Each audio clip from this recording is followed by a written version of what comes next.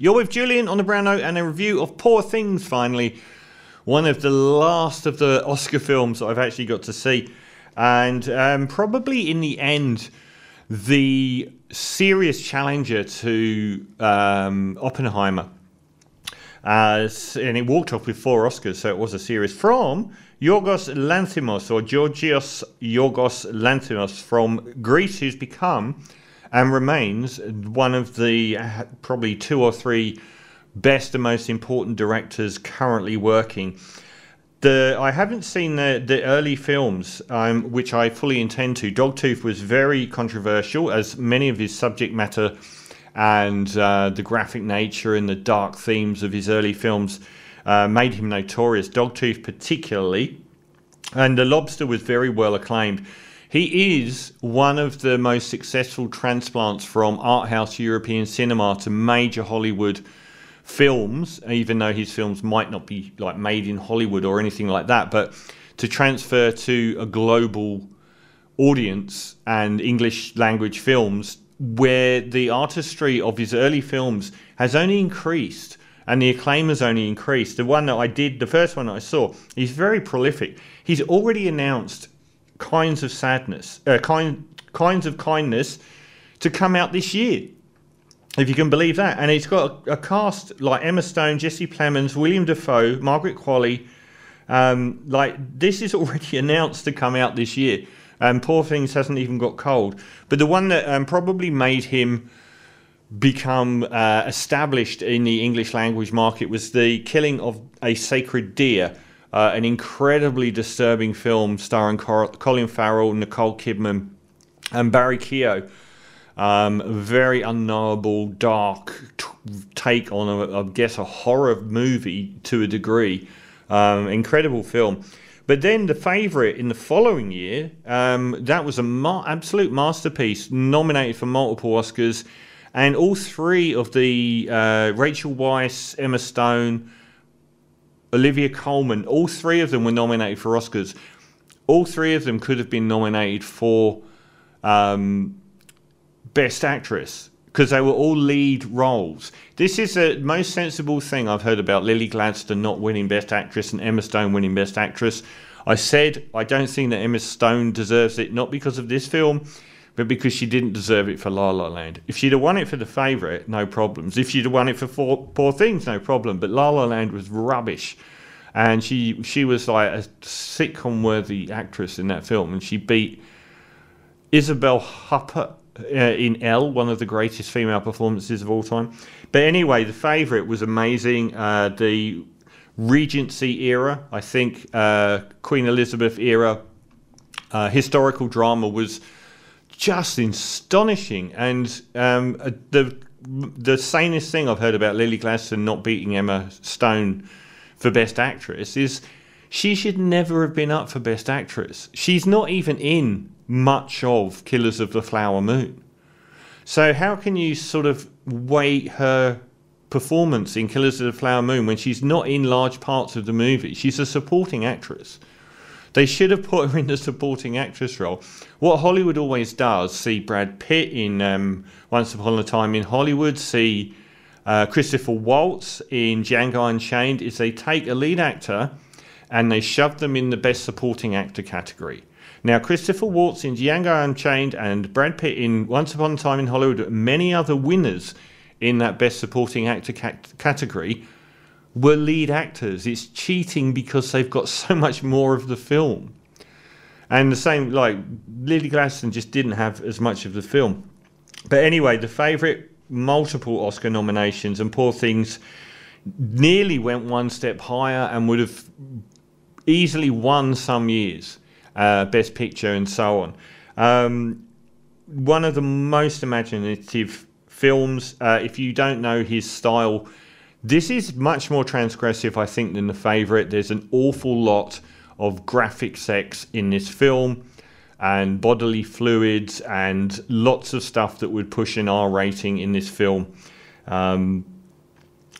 Even though it's a great deal of fun. It's not a dark film, I didn't think, and it's not It's not challenging, but it does have an awful lot of graphic material in it. So if graphic material puts you off, you're going to find it challenging. But it moves along at such a clip that, and it's so much fun that I didn't think that it was a challenging art house proposition. The very imaginative setup is William Dafoe is this hideously disfigured scientist who he learns father did unspeakable things to him in the name of science, including disfiguring him in really horrific ways. He's covered in scars, he's a eunuch, and he's got multiple health problems. He believes his dad's a god who is purely into science, and he doesn't blame him for his lot in life. And he's clearly had the worst father in the history of the universe. But he comes across, and I'm going to spoil the opening 10 minutes, and to say that's a spoiler, I think in a 2.5 hour film. He comes across a drowning victim, a suicide, where a young woman who is pregnant has thrown herself off a bridge in London and killed herself, but she's still got electrical brain activity. So he takes the unborn baby and takes the brain out of the unborn baby, Frankenstein-like, puts it in the head of the mother and reanimates Emma Stone. So Emma Stone's got the body of her mum and the brain of her, and the brain is of an infant. So we get this, and that is spoiling the opening of the film, but it's a bit hard to talk about anything else in the film without mentioning that, and it's over so quickly. But she's like lumbering around, and you're wondering what's going on with her. But she's got the mind of a toddler, and then her growth is exponential. Like she learns, I think they say 15 new words a day, and her bodily functions of her coordination and so on improve.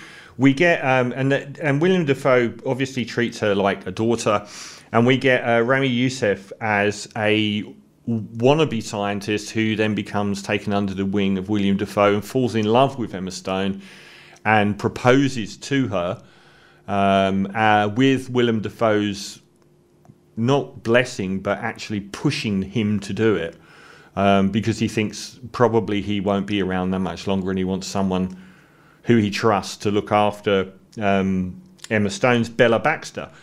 And this all happens so quickly, like it sounds like I'm spoiling a movie, but this is like within the first sort of 15 minutes. Mark Ruffalo as Duncan Wedderburn, an unscrupulous lawyer, comes along when Willem Dafoe is trying to draw up a marriage contract, which is that Emma Stone's character can never leave the house.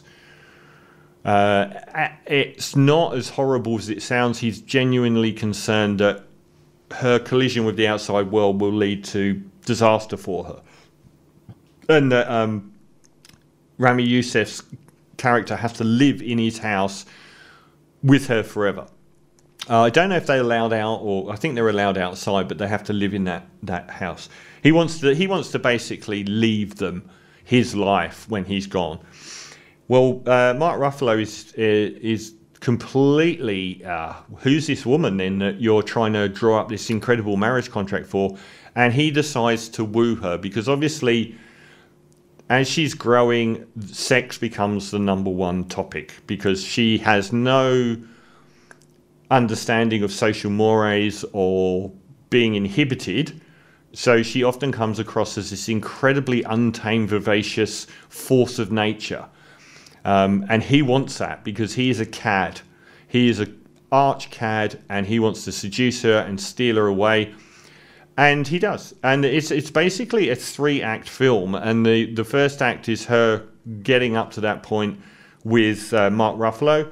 The middle act is her adventures as she then heads off into Europe with Mark Ruffalo to see the world and explore her physical being in pretty much every way that you can get away with showing on screen. And then there's another final act. Now, this is obviously, it is a masterpiece, but I think there are elements of it that I think were done better in The Favourite. I think the screenplay was better in The Favourite than it is in this film. The level of invention on the production design, and I think this won 3 Oscars in a row, related to the look of the film, the costumes, the production design, is superb. It reminded me of those 2 French guys that made Delicatessen and The City of the Lost Children. It's mind-blowing, and the visuals are probably even better than The City of Lost Children. When they go to Lisbon in Portugal, it's like this heightened reality of steampunk where they've got trams. Lisbon's famed for its trams, but they're going through the air. It's just amazing to look at. The colour schemes and the interior designs and the costumes are just absolutely astonishing. Another film it reminded me of is Her, the Spike Jonze. I think it was Spike Jonze film where Scarlett Johansson plays an AI user operating system that becomes conscious, and I think that was it Joaquin Phoenix? Something like that. His character falls in love with her, but she grows exponentially beyond him. And this character, the Emma Stone character, keeps growing and growing exponentially beyond her suitors. It's very much, I would say, a feminist film, and it's a film about the relationships between men and women, as the Mark Ruffalo character offers her this freedom that she doesn't have, but very quickly can't handle her and tries to put her as much in a cage as everyone else has. And it does, the most interesting parts of the film are those sort of taming of the shrew elements and the feminist angles of how men try and put women in cages. I thought were the most thought-provoking elements of the film. There's a raft of very interesting side characters. Is it Catherine Hunter? As the brothel owner in Paris is fascinating. Funnily enough, she does get to a brothel at some point. Where I think this film slightly falls down, and that's judging it against the very best films that came out last year, I think it's a very definite 3-act play, but the first act is near perfect in length, and so much happens in every 10 minutes in this film. It's ridiculous. The middle act is far too long. I feel like when she's having her adventures away from home, she goes through situations that I felt were a little bit repetitive and that happened too many times. And I get the gist of what's going on. I thought that went on far too long. And then you get this really welcome switch in tone to a near horror movie at the end. And I felt that was all really compressed. So I think the balance between the 3 acts is like Mummy Bear Baby and so on. It's like the middle one is just vast, and the first one is near perfect in length, and the last one where you really needed it to be a fair bit longer to let the new characters settle in and the new tone to settle in, and the big events that happen not to just jump out of nowhere. But I mean that's quibbling. The only other, so there's a screenplay. The other one would be there's a superficiality to the characterizations. I thought the characters in The Favourite and The Killing of the Sacred Deer were long form developed, and really here I feel like a lot of it is the characters aren't much below the surface. They're quite shallow in their depictions compared to the other films that he's made. So they're the 2 areas that I would probably quibble a bit about it being, an outright masterpiece. It is so close. So he remains one of the handful, 3 or 4 great living directors working in the English language at the moment globally, and back-to-back Oscar Hoover movies, very, very close at this stage, I would imagine, to winning Best Picture. And he made it, nearly got there with a film that would have been probably the more art house victor, I guess, than anything since Parasite.